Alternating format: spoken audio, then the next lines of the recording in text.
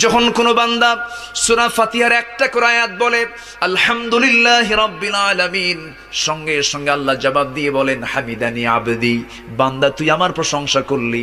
আর রহমানির রহিম যখন বলে আল্লাহ বলেন আসনা আলাইয়া আবদি। মালিক ইয়াউমিদ্দিন যখন বলে আল্লাহ বলেন মাজ্জাদানি আবদি। এরপরে যখন বলে ইয়াকা না'বুদু ওয়া ইয়াকা নাস্তাঈন পর্যন্ত যখন বলে আল্লাহ বলেন বান্দারে তুই আমার কাছে কি চাস, প্রাণ খুলে চারে বান্দা।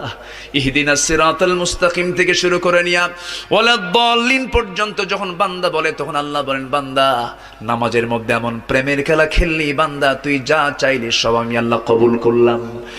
ওই বান্দা যখন রুকুতে যায় আল্লাহ তখন অস্থির হন। ওই বান্দা যখন সিজদায় যাওয়ার জন্য প্রস্তুতি নাই, সমস্ত ফেরেশতাকে ডাক দিয়ে বলেন ও ফেরেশতারা, এই বান্দাগুলো আমাকে দেখলো না, রাসূলকে দেখলো না, কোরআনকে দেখে হাদিসকে বিশ্বাস করে আমাকে খুশি করার জন্য তার সবচেয়ে সম্মান